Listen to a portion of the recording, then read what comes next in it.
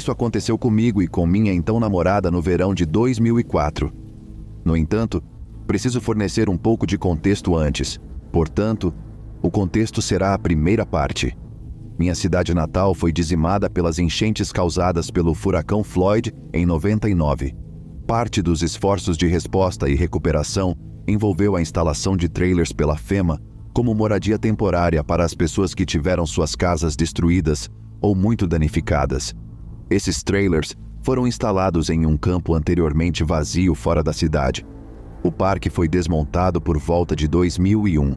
Eles colocaram cercas ao redor do perímetro e abriram valas nas outras ruas da área para impedir a entrada de pessoas, mas se esqueceram de uma entrada ou a deixaram propositalmente aberta para o acesso de veículos de emergência. Alguns amigos meus haviam encontrado essa entrada e frequentemente usávamos a área como nosso playground. Voltávamos para lá para soltar fogos de artifício, transformar as ruas em uma pista de corrida e ficar a sós com nossas namoradas. Para dar uma ideia da aparência desse lugar, havia 3 ruas na direção leste-oeste, uma rua que contornava as outras ruas de forma oval. A grama estava muito coberta e tinha cerca de 1,5 metro de altura. Os lados sul e norte da área eram arborizados, e o lado leste tinha grandes barreiras de terra com cerca de 6 metros de altura, colocadas quando o local foi nivelado. Normalmente elas representavam um desafio de escalada para nossos carros. Nesse dia em particular, minha namorada e eu estávamos estacionados em uma das ruas leste-oeste entre a grama alta para permanecermos escondidos. Nós nos despimos para fazer o que vocês sabem, no banco de trás do carro. Quando começamos, notei um movimento no canto do olho. Virei-me para olhar e vi um homem vindo da barreira de terra de 6 metros de altura. Ele estava usando macacão jeans e em sua mão esquerda havia um machado de tamanho normal. Uma onda de medo tomou conta de mim e gritei: "Meu Deus!" Minha namorada apareceu para olhar pelo para-brisa traseiro e soltou um grito e "O que vamos fazer?" Comecei a procurar freneticamente as chaves do carro. Há uma pilha de roupas no assoalho do carro e não consigo encontrá-las. Olho para trás e ele está se aproximando. Posso ver seu rosto agora e ele está sem emoção, com um olhar vazio. Começo a pegar as roupas e a sacudi-las para tentar encontrar as chaves. Elas se soltam e caem no chão. Eu as pego e imediatamente pulo para o banco do motorista, ainda completamente nu. Dou a partida no carro e do banco de trás, minha namorada, ainda nua, grita: "Vamos!" Olho pelo espelho retrovisor enquanto coloco o carro em movimento e ele está agora a cerca de 15 metros do carro, com o mesmo olhar vazio, mas olhando para o carro com um machado ainda na mão. Eu nem sequer coloquei o cinto de segurança e ainda estava completamente nu quando pisei fundo no acelerador, jogando pedras para todos os lados enquanto os pneus giravam e eu me afastava do homem que segurava o machado. Saímos do parque abandonado da FEMA o mais rápido que pude dirigir o carro sem bater. Minha namorada ficou histérica o tempo todo até voltarmos para a estrada principal e estarmos seguros. Paramos cerca de 1,5 quilômetros à frente, na beira da estrada, para colocar nossas roupas de volta e desestressar. Não sei de onde esse homem veio, pois não há casas a menos de 1,5 quilômetros do antigo local da FEMA. Aparentemente, ele surgiu do nada. Também não vi nenhum outro carro no local, pois dei uma volta no parque antes de escolhermos nosso local para estacionar. Não sei ao certo quais eram suas intenções, pois ele nunca nos disse nada, e sei que nos viu em pânico no carro. Quaisquer que fossem suas intenções, sei que não eram boas.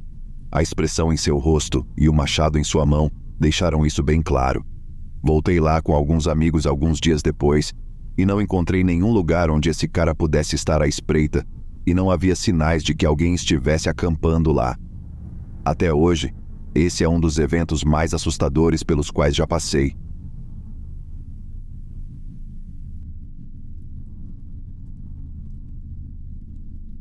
Quando estava dirigindo um ônibus nos desertos da Austrália Central, eu estava a mais de 500 quilômetros da cidade mais próxima. Então sim, no meio do nada. Eu estava em um fretamento de 5 dias para buscar um grupo de mulheres idosas aborígenes para fazer exames de saúde para mulheres. No dia em que as levei para fazer esse exame, passamos por um lugar chamado Mintabi, para que elas pudessem fazer compras em uma loja de roupas e outros produtos que fica aleatoriamente nessa pequena área de mineração de Opala, no sul da Austrália. Saímos de lá bem tarde para fazer a viagem de mais ou menos 3 horas de volta para o local onde passaríamos a noite. No dia seguinte, eu as levaria de volta para suas respectivas comunidades no deserto. Todos os passageiros caíram no sono, pois tinham tido um dia muito longo, assim como eu, mas esse é o meu trabalho. Até mesmo a enfermeira que estava viajando conosco adormeceu. Então, lá estava eu, sozinho na cabine do ônibus derivado de caminhão Mercedes, com meus 30 passageiros dormindo na escuridão do compartimento de passageiros atrás da cabine, e eram cerca de 9 da noite. À frente, à distância, vejo um farol vindo em minha direção ao longo da estrada de terra solitária no deserto. Então, baixei meus faróis para que os refletores se apagassem e me ajustei para ver apenas o que o farol baixo me mostraria. Não é nada incomum ver um carro com apenas um farol lá fora, portanto, não estou nem um pouco incomodado. Quando saio da descida, acendo novamente os faróis altos e os refletores, e não há carro, não há nada, apenas a estrada de terra vazia. Não há poeira no ar e consigo ver uma boa distância à minha frente e para cada lado. Não havia nada ali, apenas o deserto vazio, a estrada de terra e eu sozinho na cabine. Mantive as luzes acesas até pararmos cerca de 1 hora depois. Não vi nenhum carro nem nada durante o resto da viagem. Antes de deixar os passageiros saírem, perguntei se algum deles tinha visto a luz e todos ficaram em silêncio. E, depois de um tempo, começaram a falar apressadamente em seu próprio idioma e desceram do ônibus. Alguns minutos depois, algumas senhoras vieram até mim para pedir que eu lhes contasse exatamente o que vi, sem deixar nada de fora, e que descrevesse exatamente onde vi. Sou um cara grande, já morei em 3 continentes, fui policial, professor, motorista de ônibus, motorista de caminhão, todo tipo de coisa. Digamos que sou bastante cético, mas tenho uma mente aberta. Não me assusto com muita coisa neste mundo. Depois que contei a essas senhoras tudo, do início ao fim, e descrevi em detalhes minuciosos exatamente onde aconteceu, tomei nota da distância exata em que estávamos quando aconteceu.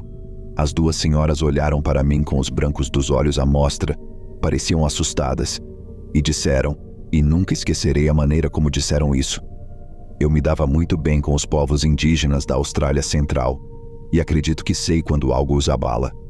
Eles disseram: motorista, tivemos muita sorte de você não ter parado, porque se tivesse parado, ninguém mais veria nenhum de nós, todos nós teríamos desaparecido.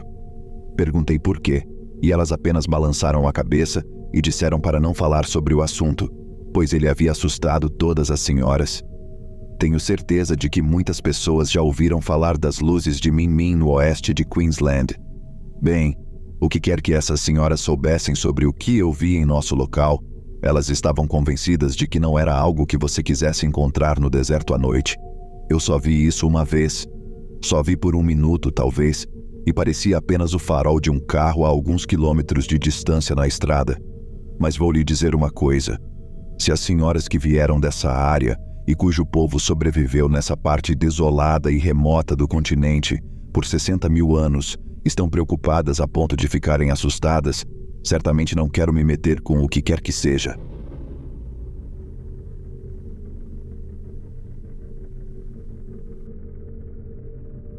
Certa vez, eu estava fazendo canoagem na fronteira entre Minnesota e Canadá.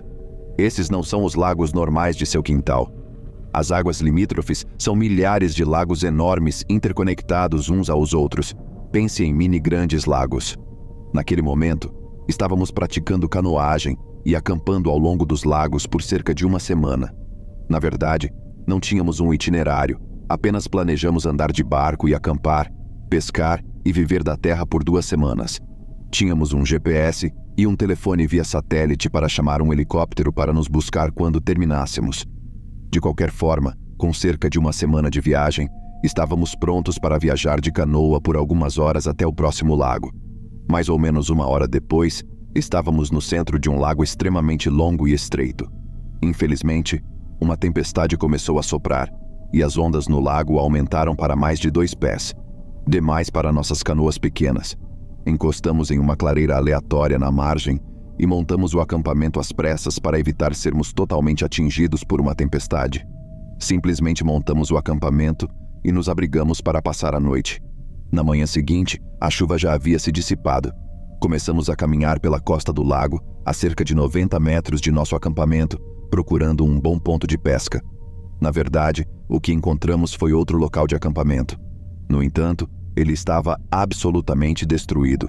Lixo espalhado por toda parte, barraca desmoronada e rasgada, roupas no chão.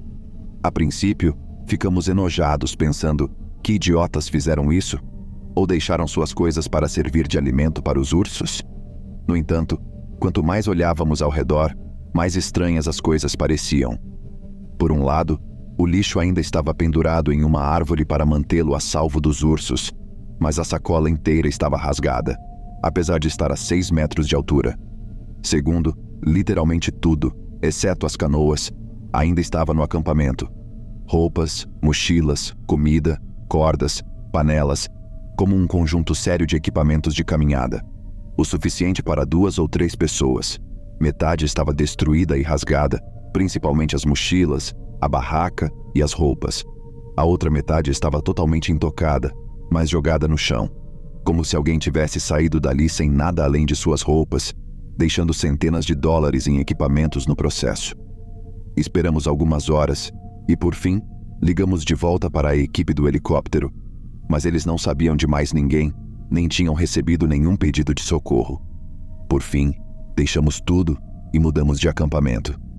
Todos ficaram muito chateados com isso e 1 ou 2 dias depois, encerramos a viagem mais cedo, porque parecia que ninguém queria mais sair. Foi a coisa mais estranha que eu já tinha visto. A primeira coisa que pensei foi em um ataque de urso, mas havia comida não consumida. E já havia ataques de ursos em acampamentos antes, mas nada como isso. Os ursos rasgam as mochilas e vão atrás de comida, e geralmente são muito fáceis de espantar. O que ainda me intriga é porque todas as roupas e mochilas deles ainda estavam lá, metade totalmente destruída e a outra metade intocada. Ainda não entendo isso. Já fiz muitos outros acampamentos e caminhadas, rafting e ciclismo em todo o país e nunca tive nenhuma outra experiência estranha como essa.